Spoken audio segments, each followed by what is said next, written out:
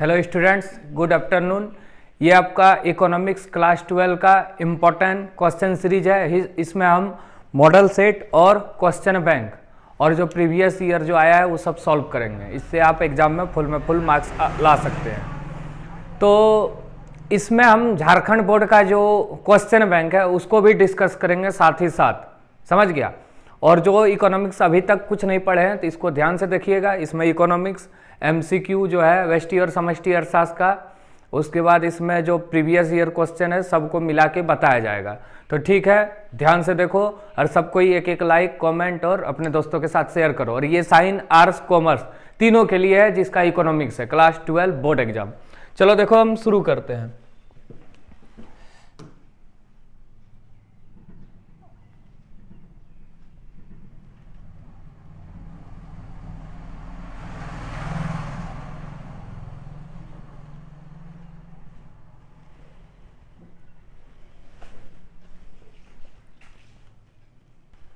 तो चलो देखो शुरू करते हैं।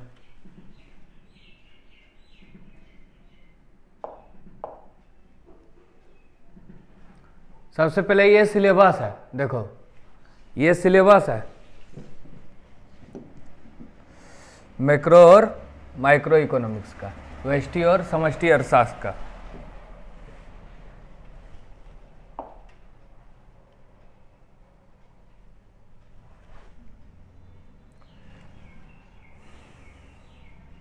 ये व्यष्टि अर्थशास्त्र है और ये क्या है, समष्टि अर्थशास्त्र।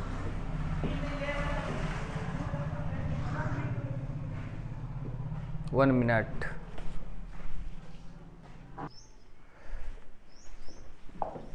चलिए सबसे पहले सिलेबस देखिए माइक्रो और मैक्रो इकोनॉमिक्स का।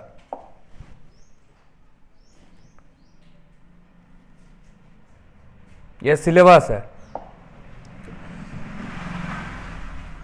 इसमें सबसे पहले व्यष्टि अर्थशास्त्र है, परिचय, इंट्रोडक्शन, उपभोक्ता का व्यवहार, उत्पादन, ये सब सिलेबस है। ये सब इतना तुमको पढ़ना है, इसमें 12 चैप्टर। तो चलो देखो हम शुरू करते हैं। सबसे पहले कुछ इंट्रोडक्शन। सबसे पहले अर्थशास्त्र जो पढ़ते हैं तो अर्थशास्त्र क्या है, अर्थशास्त्र इकोनॉमिक्स क्या है।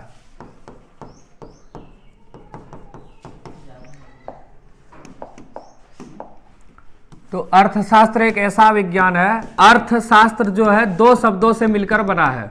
एक अर्थ माने अर्थव्यवस्था और शास्त्र मतलब होता है अध्ययन। तो अर्थशास्त्र एक ऐसा विज्ञान है जिसमें अर्थव्यवस्था का अध्ययन किया जाता है, समझ गया। और अर्थशास्त्र का जनक या पिता जो है एडम स्मिथ है। इसके बारे में कुछ जान लो। सबसे पहले इसमें आर्थिक क्रिया आएगा। इकोनॉमिक्स में आर्थिक क्रिया क्या है, जिन क्रियाओं से मनुष्य को आय की प्राप्ति होती है, जैसे प्राथमिक, द्वितीयक, तृतीयक। तो सबसे पहले देखो अलग अलग वैज्ञानिक आया, अर्थशास्त्र का अलग अलग परिभाषा दिया। सबसे पहले आया एडम स्मिथ। ये क्या बोला, अर्थशास्त्र धन का विज्ञान है, पहला परिभाषा दिया था। ये बहुत ही इंपॉर्टेंट है। फिर आया था, फिर ये क्या बोला, अर्थशास्त्र का पिता भी यही है, पिता या जनक एडम स्मिथ। उसके बाद वेल्थ ऑफ नेशन, धन का राष्ट्र, इस पुस्तक के लेखक भी एडम स्मिथ है, 1776 में प्रकाशित हुआ था। उसके बाद आया था मार्शल, जिसका पूरा नाम है ए मार्शल और फ्रेड मार्शल। ये बोला अर्थशास्त्र मानवीय कल्याण का विज्ञान है।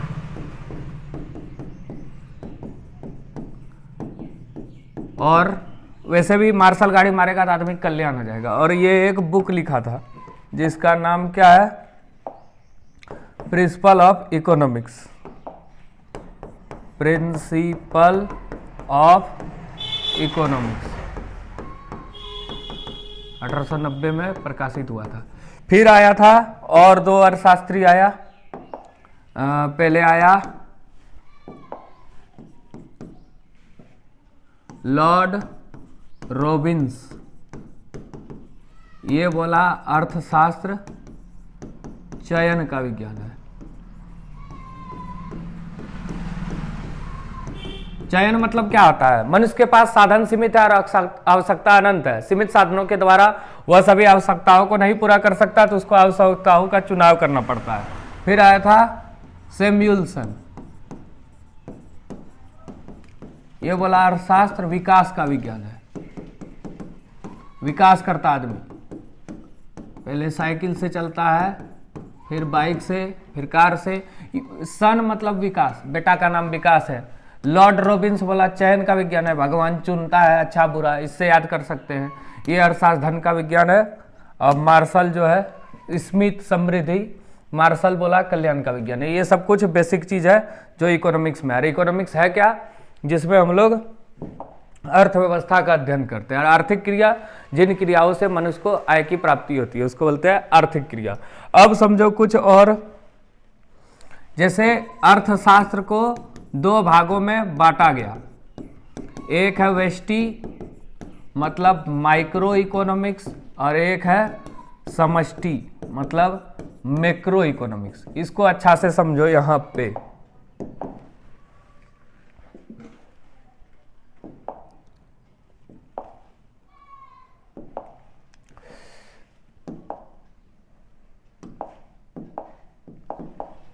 सबसे पहले वेस्टी अर्थशास्त्र,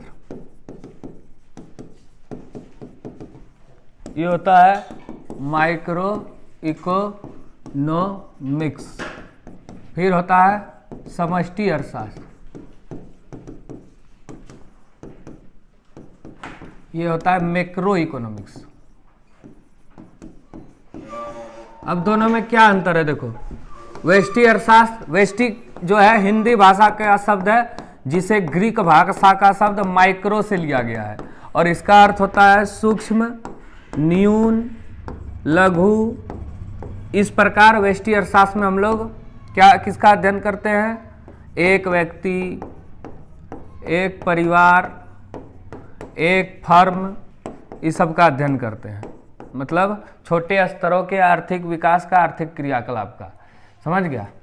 और समष्टि में क्या होगा? समष्टि भी एक हिंदी शब्द है जिसे ग्रीक भाषा के शब्द माइक्रो, MACRO, मैक्रो से लिया गया है, जिसका अर्थ होता है वृहत, विशाल या विस्तृत। इस प्रकार समष्टि अर्थशास्त्र में कुल मांग, कुल पूर्ति, राष्ट्र आय, इस सब के विषयों का अध्ययन किया जाता है। इस सब के विषयों का अध्ययन किया जाता है। हो गया? अंतर हो गया? चलो अब चलिए चैप्टर पे, चैप्टर 1 पे चलते हैं पहले।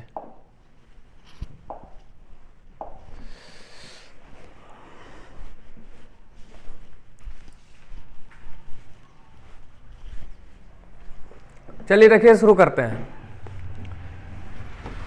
निम्न में से कौन अर्थव्यवस्था की केंद्र समस्या है? अर्थव्यवस्था की केंद्र समस्या क्या है? साधनों का आवंटन, साधनों का कुशलतम प्रयोग, आर्थिक विकास, उपयुक्त सभी, इनमें से सभी है। अर्थशास्त्र की केंद्र समस्या क्या है? प्रत्येक व्यक्ति का आय सीमित है और आवश्यकता अनंत है। सीमित साधनों के द्वारा वह जो है कौन सी आवश्यकता पूरा करेगा, किसे छोड़ देगा, यही सब है केंद्र समस्या अर्थशास्त्र का। और आदमी के पास अगर पैसा उपलब्ध हो जाए फिर भी 3 गो समस्या होगा, क्या उत्पादन करेंगे, कैसे करेंगे, किसके लिए करेंगे। ठीक है, तो चलो देखो इसको। अब अर्थशास्त्र की धन संबंधी परिभाषा किसने दिया? एडम स्मिथ, अभी तुरंत बताए। और एडम स्मिथ एक किताब लिखा था जिसका नाम है वेल्थ ऑफ नेशन, 1776 में प्रकाशित हुआ। और एडम स्मिथ को अर्थशास्त्र का जनक या पिता भी कहा जाता है। हो गया? सबसे पहले माइक्रो, MICRO, इसका प्रयोग किसने किया था? रेगनर फिश ने। निम्न में से कौन आर्थिक क्रिया है? उत्पादन, विनिमय, उपभोग, सब है आर्थिक क्रिया। मतलब किसी वस्तु को बनाना, उसको बाजार में पहुंचाना और उसका प्रयोग करना। आर्थिक समस्या को दर्शाने वाले वक्र को उत्पादन संभावना वक्र बोलते हैं। अभी आगे बताएंगे उत्पादन संभावना वक्र क्या है। उत्पादन संभावना वक्र जो है उत्पादन की अनेक संभावनाओं को दर्शाता है। जैसे हम बाजार में 2 वस्तु खरीद रहे हैं, A और B, 50 रुपया का A खरीद रहे हैं, 50 का B। अब हमको B को बढ़ाना है, पैसा तो लिमिट है तो A को घटाना पड़ेगा। यही होता है आर्थिक क्रिया, ये उत्पादन संभावना वक्र। उत्पादन संभावना वक्र का ढाल होता है बाएं से दाएं। अवसर लागत का वैकल्पिक नाम क्या है? अवसर लागत मतलब क्या होता है? अवसर लागत मतलब होता है जैसे एक उत्पादक के पास उत्पादन का बहुत सारा क्षेत्र होता है, जहां वह अपने लागत को पूंजी के रूप में लगा के उत्पादन कर सकता है, लेकिन कौन सा उत्पादन उसके लिए बेहतर होगा उसी को बोलते हैं।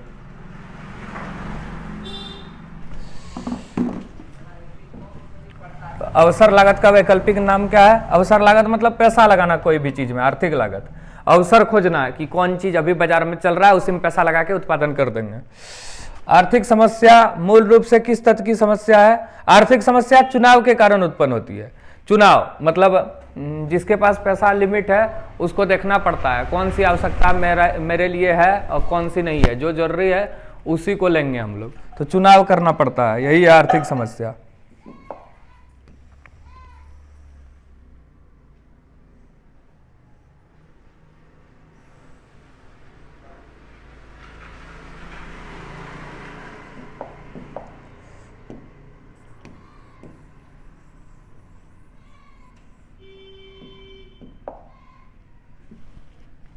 निम्न में से कौन उत्पादन के साधन है? भूमि। कोई भी उत्पादन कार्य संभव करने के लिए पहले भूमि चाहिए, भूमि में ही फैक्ट्री लगाएंगे। पूंजी तो चाहिए ही, श्रम भी चाहिए, तो उपयुक्त सभी। मिश्रित अर्थव्यवस्था में निर्णय जो है सरकार लेता है, याद रखना, और पूंजीवादी अर्थव्यवस्था में पूंजीपति। अब आया तुम्हारा जो है 2 नंबर या 3 नंबर का क्वेश्चन। अर्थशास्त्र की किन्हीं 2 केंद्रीय समस्या क्या है? अर्थशास्त्र की केंद्रीय समस्या क्या है? क्या उत्पादन करेंगे, कैसे उत्पादन करेंगे और किसके लिए करेंगे, किन वस्तुओं का उत्पादन किया जाए, कितनी मात्रा में किया जाए, कैसे किया जाए, यही सब है अर्थशास्त्र की केंद्रीय समस्या। अगर आदमी के पास साधन उपलब्ध हो जाएगा तो, जैसे फैक्ट्री में कोई चीज आदमी बना रहा है तो उसको ज्ञान होना चाहिए। सबसे पहले पैसा आ गया तो ज्ञान होना चाहिए क्या उत्पादन करेंगे, उसके बाद कैसे करेंगे, किसके लिए करेंगे, उसका कोई ऑडियंस होना चाहिए सेलेक्टेड। नया फर्म जब बाजार में प्रवेश करता है तो चलिए देखिए अब इधर।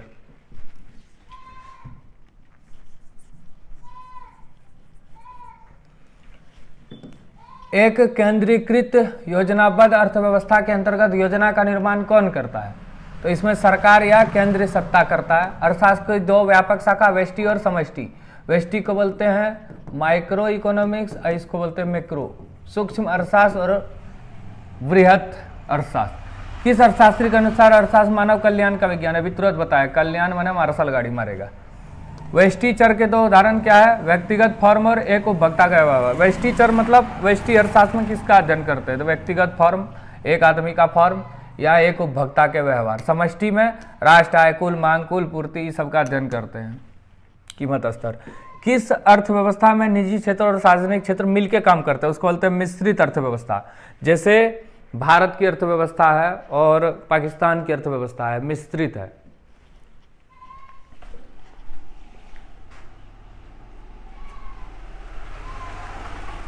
अभी ये क्वेश्चन है, अभी तुरंत बताए, एडम स्मिथ द्वारा रचित पुस्तक क्या है? Wealth of nation. इसका पूरा नाम है an inquiry into the nature and causes of wealth of nation. 1776 में प्रकाशित हुआ। वेल्थ ऑफ नेशन, धन का राष्ट्र। उस वक्र का नाम बताए जो 2 वस्तुओं या सेवाओं की अधिकतम संभावना दर्शाता है, उसको बोलते हैं उत्पादन संभावना वक्र।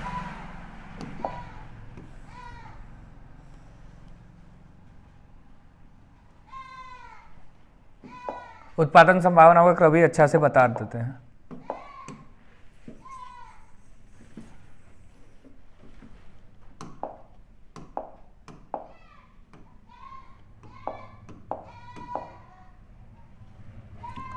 उत्पादन संभावना वक्र, ये पहले ये बताते हैं।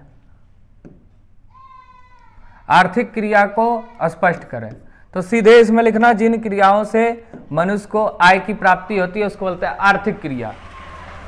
अर्थव्यवस्था की किन्हीं 2 केंद्रीय समस्या, ये तो हो गया सब। उत्पादन संभावना वक्र देख लो क्या होता है।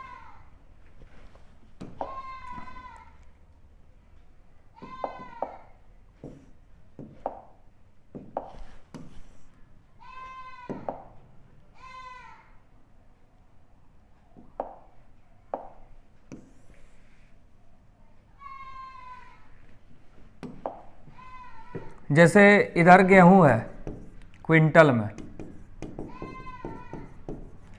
इधर है चावल क्विंटल में।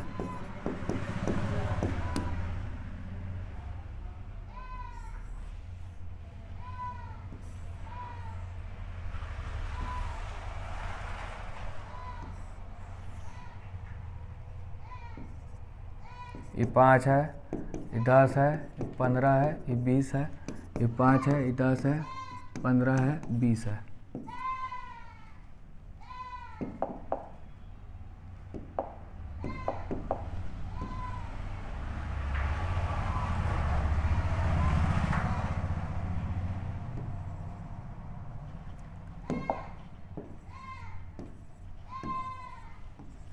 उत्पादन संभावना वक्र जो है उत्पादन की अनेक संभावनाओं को ग्राफ के द्वारा प्रस्तुत करने का एक ग्राफी माध्यम है। जैसे कोई उपभोक्ता अपने सीमित आय से दो प्रकार की वस्तु खरीद रहा है, जैसे गेहूं और चावल दोनों खरीद रहा है। हम एग्जांपल देते हैं, जैसे दुकान गए हम लोग, आटा खरीद रहे हैं और चावल खरीद रहे हैं, दोनों 40-40 रुपया केजी है, 40-40 रुपया केजी दोनों है। अब देखो क्या हुआ, 5 किलो आटा खरीदना है हमको और 5 किलो चावल खरीदना है। अब क्या हुआ, अगर हम चावल को 6 केजी करेंगे तो आटा को 4 केजी खरीदना पड़ेगा, चावल को 7 केजी करेंगे तो आटा को 3 केजी करना पड़ेगा, ले दे के 10 केजी होगा, यहाँ भी 10, यहाँ भी 10, यहाँ भी 10। उसी प्रकार यहाँ है कि मतलब एक उपभोक्ता दूसरे वस्तु को अधिक पाने के लिए पहले वस्तु को कितना त्याग करेगा। जैसे गेहूं हो रहा है यहाँ 20 कुंटल, तो चावल हो रहा है 5 कुंटल। अब गेहूं घटा दिए 15 कर दिए, चावल बढ़ गया 10, फिर इसको घटा दिए और तो ये और बढ़ गया, और घटा दिए तो और बढ़ गया, ले दे के 25 कुंटल होगा। 20 5 25, 15 10 25, 10 15 25, 5 20 25, 25 कुंटल ही उत्पादन होगा। यही है हम लोग का उत्पादन संभावना वक्र। समझ गया?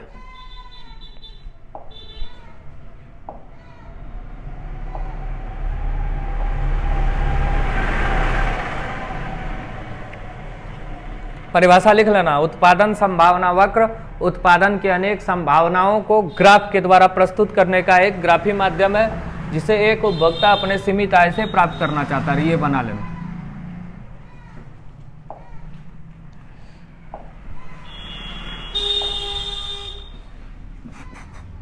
एक अर्थव्यवस्था की 3 केंद्रीय समस्या क्या है? किन वस्तुओं का उत्पादन किया जाए, कितनी मात्रा में, कैसे उत्पादन किया जाए, किसके लिए किया जाए, यही है। ये सब लिख सकते हैं, किन वस्तु का उत्पादन करेंगे। सीमांत उत्पादन क्या है? कोई भी एक अतिरिक्त वस्तु है, उसके उत्पादन को हम लोग सीमांत उत्पादन बोलते हैं। जैसे ये हो सकता है, जैसे 500 ग्राम आटा हम लोग साने, उससे अगर 10 रोटी बन रहा है तो 11 रोटी भी बना सकते हैं हम लोग, थोड़ा घट जाएगा साइज। यही है। व्यष्टि और समष्टि अर्थशास्त्र में क्या अंतर है, अभी तुरंत बताएं।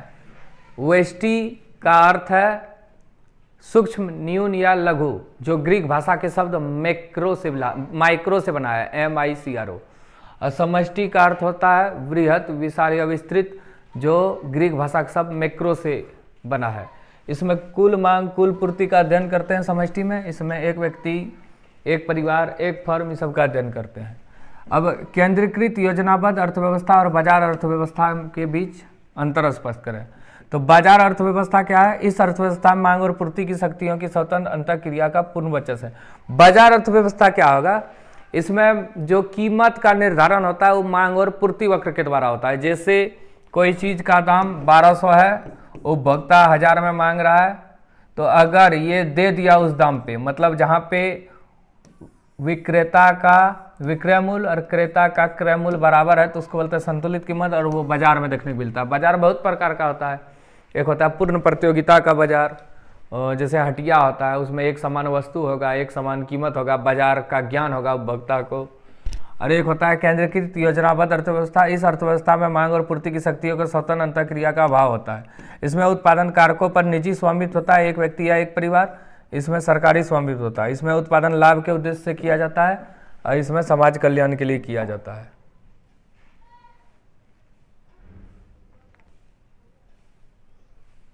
ठीक है, हो गया, इतना पढ़ लेना, सेट 1 हो जाएगा तुम्हारा।